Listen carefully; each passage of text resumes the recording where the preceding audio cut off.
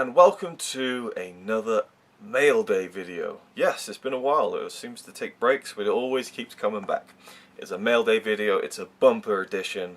There are 4 packages here. Yes, I was actually going to wait until there were going to be 2 more packages.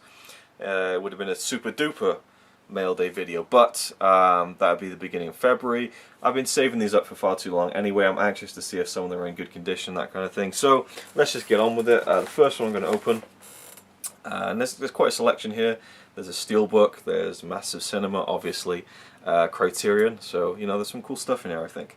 Here's the first one from Zavi. It was ridiculously cheap, and it's a film that I sold last year. Last year I sold a lot of films from back home because I needed the money for certain things. I had to pay for a trip home in September, like an extra trip that I wasn't planning on, to go and see David Gilmour in London, of which the vlogs of that will still be going up at some point, which maybe one person cares about, I don't know. But yeah, so I sold a lot of films, and a lot of them it was like, I love that film, but I'd like a nicer edition for it. And this is one of those films. I had a standard Amray version of it. I love the film, but I thought, you know what, I want more than just a standard blue Amray case for this film, so whenever a nice edition comes out, I'll get that in the future. There was a steelbook for it when it first came out, but it was too, I don't know if it was too pricey or hard to get hold of. I never really prioritized it. I think the disc is loose, unfortunately. But let's see how well Zavi have packaged it. I'm glad they've gone back to these cardboard mailers. So here we go. It's in some not exactly bubble wrap, but yeah. Okay, the disc is definitely loose inside there, which isn't great. So I don't know if I should just. I'm just going to take it out first. I'm going to open it up and take it out, just to make sure that the disc doesn't get any further damage done to it. I mean, Blu-ray discs are pretty reliable anyway, but yeah, I'm sorry, this is probably really boring now because you don't know what it is. I'm sure there's no excitement, but you're probably wondering, come on, what's he blabbing on about? Get to the point. Right, okay, taking the cellophane off. Is it going to be a tricky? Yeah, it's a tricky dicky. Oh, it's one of those really... Man. Why do they stick these J-cards to the steelbook with such insistency? Oh, it sounds worse than it is. It sounds worse than it is. Oh, it is on there tight. The glue is on there tight. Oh, you might have seen the title. You might have seen the title. Okay, I'll just tell you what it is. I'll start talking about it as I sort the thing out. It is Hugo. Hugo 3D. 3D! Yeah, Hugo. Don't care about the 3D, but Martin Scorsese's Hugo. I just love the film. Let me try and get the gunk off there. I hate this, man. I hate this gunk. I mean, when you wrap them in cellophane, the J-card ain't gonna fall off. You know, it's impossible, literally. If it's packaged in, like, airtight, it's impossible for the J-card to fall off, so I don't know why they glue them on there. Okay, that's fine. No lasting residue or anything. Is the back glued on, though? Yes, of course, the back is glued on. Why wouldn't it be? Why wouldn't it be?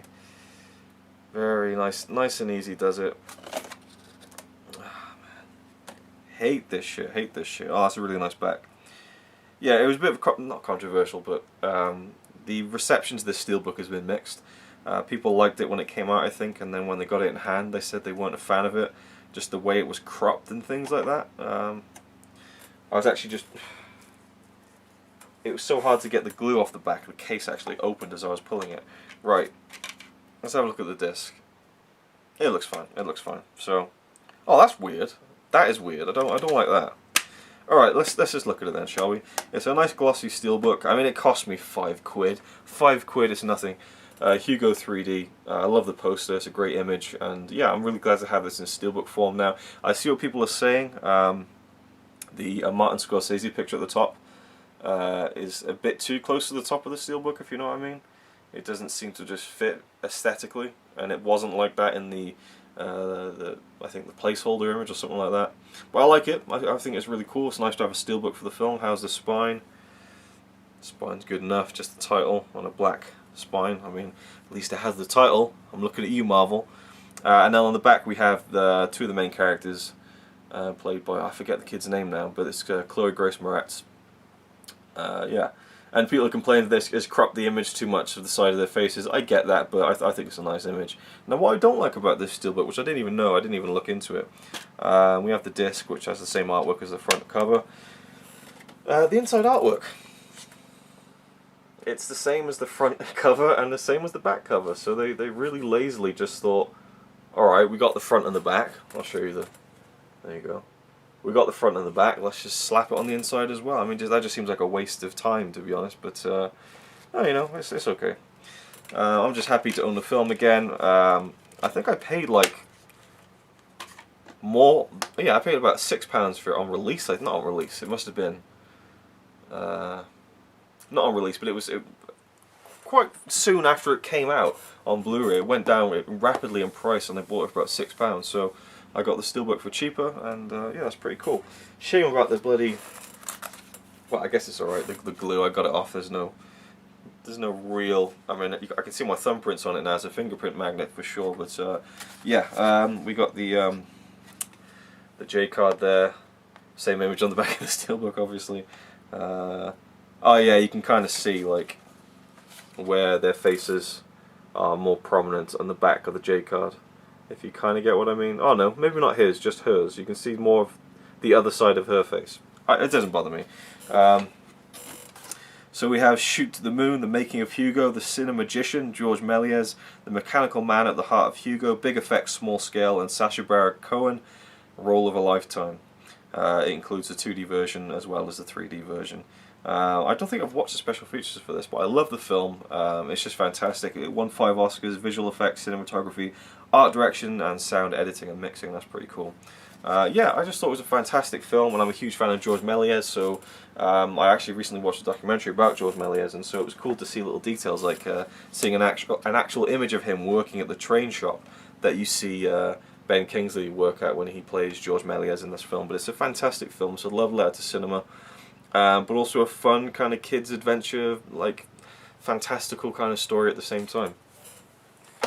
Yeah, right, so what should we do next? We'll go for the Criterion, I think, which is from Amazon.com. And yeah, I'm kind of worried about this because sometimes they always send them in these really flimsy cardboard mailers, which are just, they're fine, I guess, but like, I've had a few, well, not a few Criterion, I had one Criterion that was cracked, and I had to send it back and get a new one, which was a shame, and this one seems fine. Okay. See, I say this is a mail day, it's more just like a, an OCD day. It's just me talking about, ooh, the packaging, ooh, was it cracked, ooh, is there glue on the steelbook? I'm sorry, this is me. It feels like the disc is loose in this one. No, it's not. Okay, it is a Criterion, which I don't own many of, and these are the Criterions for me. Can you guess what it is? Criterions for me, they're special, and so I can't afford to buy them all the time. But if I buy one, I want to be sure that it's something that's going to be really great, and usually a Criterion they are. And this one I saw for the first time last year, and it moved me, and I thought that's one of the best films I've ever seen. I watched it on a small tablet while I was traveling. I watched it in an airport in Norway. I watched it over the sea as I was traveling on the plane to the UK. I watched it on a coach going through central London, and it was amazing. So I can't wait to watch it in high definition on a 50-inch TV and devote my full attention to it and watch it in one go. It is Charlie Chaplin's Limelight. And I've since become a huge fan of Charlie Chaplin. Not a huge fan, a big fan. You know, I much prefer Buster Keaton when we're talking about the silent clowns, but I think that Charlie Chaplin definitely kind of had the best of both worlds. He made great silent films, silent comedy films, and he also transitioned over into the talkies, whereas Buster Keaton didn't. And this is just such an amazing film about an aging comic who is past his prime, and a relationship he has with a younger woman. Not a romantic relationship, although it develops, but I mean, it's mainly about this friendship that this older man, played by Charlie Chaplin, Calvero, has with this younger woman who is a ballet dancer, and she's lost the will to live. She's depressed. He's an old man. He's a drunk, and he's past his limelight basically. And but he's still trying to to hold on to that former glory. And it's just such a powerful film. And one of the famous things about this film is that it features I was going to say a duet, but not a duet, but a duo performance on stage with Charlie Chaplin and Buster Keaton. Now, I'm the biggest Buster Keaton fan that I know, and you could take that scene out of the film and it would still be as amazing as it is. It's just a fun extra to me. So that's actually one of the main reasons I watched it, but it had nothing to do with my overall enjoyment of the film, which I really liked. But it was great to see him, obviously, and it was kind of a very poignant moment towards the end of the film. But yeah, I cannot wait to check this out. I will be watching this in a video that you will see, so you'll hear me talking about this more in the future. It's a new 4K digital restoration. Chaplin's Limelight, Its Evolution and Intimacy, a new video essay by Charlie Chaplin biographer David Robinson. New interviews with actors Claire Bloom and Norman Lloyd. Claire Bloom plays the woman in the film. She's very young when she made this film, so she's still around today, British actress. New interviews, I've already said that. Chaplin Today, Limelight, a 2002 documentary on the film. Archival audio recording of Chaplin reading 2 short excerpts from his novella Footlights. 2 short films by Chaplin, A Night in the Show and the uncompleted The Professor, both from the 1910s. An outtake and 2 trailers, plus an essay by critic Peter von Bagg, and excerpts from an on-set piece by journalist Henry Griffiths. So yeah, should I open it up and have a look at the booklet and stuff? I need to change my my camera battery, so I'll do that first, and then I'll open this up and have a quick look inside. Alright, I'm back. Let's open up this this Blu-ray. This is actually really cheap, actually. Well, it wasn't cheap, but it was, by Criterion standards, it was pretty cheap. It was $20, $20, 19.99, which is about £13 UK, and I was just like, wow, I have to jump on this. And I can't remember why I was looking at it, but it just happened to be down in price for some reason. It was over Christmas, I think. So I just ordered it straight away, and it took ages to get here, but it eventually did, so that's fine. I just couldn't pass up that opportunity. So yeah, I love the front cover. It's really nice. There's different images I would have liked to see, because what he's wearing in this and this scene in the film wasn't really a big part of it, I don't think, but it's still a really nice cover, and I think really conveys, again, what the story of the film is about. I'm a bit miffed by the colour choicing. You know, we have the Criterion bar here that says the Criterion Collection and the year of the release at the top. The colour it just blends in with the back cover and the front cover. Maybe it's because I'm colourblind, but I can barely make out. I can kind of see it better in the reflection. Maybe it's the lighting. Even then, it's just, yeah, it's very, very dark, like an odd colour choice for me. But nonetheless, let's open it up and have a look. Oh, that's brilliant, that's brilliant. Right, we have the disc itself, Limelight there. And I love that front of that booklet. That's really great, Calvero. It's almost like a poster for one of his shows or something. Looks like a nice thick booklet. Let's take it out and have a look. No inside artwork or anything, which is a bit of a disappointment, but nothing deal-breaking. So I'm sure. Oh, this is a really thick book. Well, okay, it's not that thick, but it feels thicker than it is. Maybe the page, the print stock is thick, but it's 40-odd pages. Now this is one of the best scenes of the film, when he sat there reflecting on his very, very brilliant scene. So we got some stuff in here, essays, Hollywood Chaplin, images from the film. There's Calvero and the woman in the film. I forget her name now, but the actress is Claire Bloom. So yeah, if you haven't seen this film, and I definitely recommend you checking it out. If you're a fan of Chaplin, if you're not a fan of Chaplin, I like this kind of old-timey casting credits presentation there. Very, very cool. So yeah, very, very happy to own this, and I can't wait to watch it in full again on Blu-ray. It's going to be awesome, and I will definitely be talking about it in an upcoming video. Watch this space. So we have Hugo and we have Limelight. There's still quite a few to go through. So this is one from Amazon.co.uk, and this is all from Christmas money, by the way. So again, thank you to my family for being very generous this year with Christmas money. We have one here, and we have another one here. Oh, 30-day free trial of Amazon Prime. Don't think so. Right, we have a Blu-ray that's been, the cellophane has been opened. And it's all dusty. Looks alright though. Again, this always happens. I'm always looking for imperfections. Excuse me, imperfections on these Blu-rays. But we have Spine number 25 of the Master Cinema series. Eye Clowns. My initial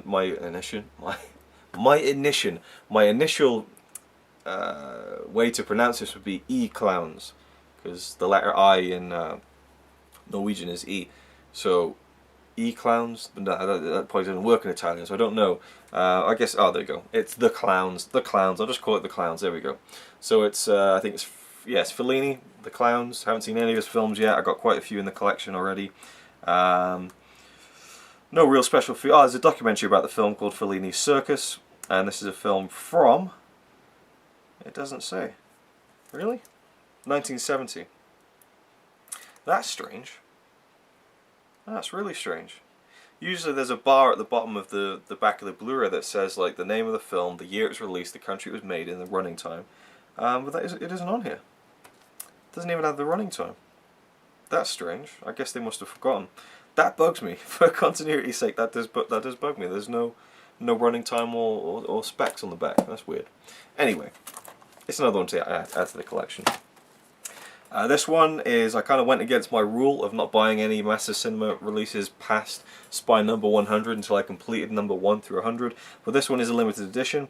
It's a 2-disc Blu-ray, and it is Spine number 123. Dan Orton recently showed this in his update. It is Shane, which I don't know anything about. I know it's a Western, and I definitely need to see more of them. So I'm looking forward to checking this one out. But it is a limited edition, guys. So if you're interested in this and you're a completist, get it now, because it's a limited 2-disc Blu-ray that has it presents the film in 3 versions, 3 aspect ratios. The intended 1:37:1 presentation on the first disc, and then on the second disc, which is exclusive to this limited edition, we have the 1:66:1 original theatrical presentation and an alternate 1:66:1 framing optimized for this ratio, supervised by George Stevens Jr., who I believe is the son of the director. Yeah, so there's quite a few options in terms of what aspect ratio and frame you want, which, you know, it's not like I'm going to sit there and watch all 3 of them, but I like that there's the option. But I mean, once it's sold out, I think they're going to just repress it with 1 disc. So it's not really a big deal, but you will miss out on the 2 different aspect ratios of the film. And I wanted to get that, so I had to bite the bullet on it and pick it up. And of course, it went down in price to like 10 quid as soon as I bought it. But I think it was only like £11.50 or something, so not too bad. And yeah, as always, looking forward to checking out you know, more of these films. Right, the last one, big old package here. This is, well, it's not from James Merchant, but he sent it to me, so thanks again, man. Really appreciate the help. Basically, these are more Master Cinema Blu-rays from an order I made for, I think, 3 Blu-rays. And the thing was, if you order like 2 Blu-rays from Norway, from Amazon UK, the postage is, you know, about fair. But once you add 3 Blu-rays in, it just goes way up. It's like they're like, okay, let's get a box this big. So it was like the difference between like £3 or £10 postage. So I believe this cost £5.50 to post it to me. So I'll pay him that back, and I've saved about £4.50, which is great. So thanks again, man. I appreciate it. You know, I mean, I know it's not much, but you know, still you have to, you know, receive the package and then send it off to me and stuff. So yeah, very much appreciate it, man. James is a great guy, and go check out his channel if you haven't already. James Merchant. Let's get into it. I can't even remember what's in here, because again, I've been trying to hunt down my you know, my what's it called, all the spine numbers from 1 to 100. So here we go. Here we have it. It's in this Amazon package inside the bubble wrap, and we have 3, as I said. Ah yes, ah yes, ah yes. We have another Federico Fellini film, Spine number 66, The Swindle, which looks quite similar. I mean, the cover's quite similar to, you know, kind of very painterly, and it's quite cool. Makes kind of like a nice companion piece. Ah, yes, here we go. If I take the sticker off, I'm not going to open these all up now, but I can kind of illustrate to you. Oh no, I won't bother. I'll find a different way to do this. We'll go to the Shane one. If you see at the bottom there, we have this white bar that says Shane, 1953, USA, 118 minutes, color. and all of that, you know, the aspect ratio, the 1080p and all that kind of stuff, but it is not present on the back of the Clowns. There is no bar that tells you its running time or the year it's released or the country it's made in, so that's a shame, but there we go. And finally, the other two we have are, another Fellini film. I guess I'm going to have to do a Fellini marathon at some point. We have Roma. So yeah, I don't know anything about this one either. And this one does have all the information on the back. 1972, Italy, 120 minutes, blah blah blah. And yeah, this is spine number 86. And finally we have John Wayne in Howard Hawks' Red River. Another Western, it's got to be a Western, it's John Wayne. Spine number 68. I probably seem like an idiot for buying all these films, and I'm like, oh, I don't know what it is, don't know what it's about. But I believe in the Eureka Seal of Approval, the massive cinema brand, I believe in it. And I am now currently only 4 Blu-rays away from completing the big 100. Yes, behind me, you can see Massive Cinema, and then there's a stack there, another Massive Cinema stack.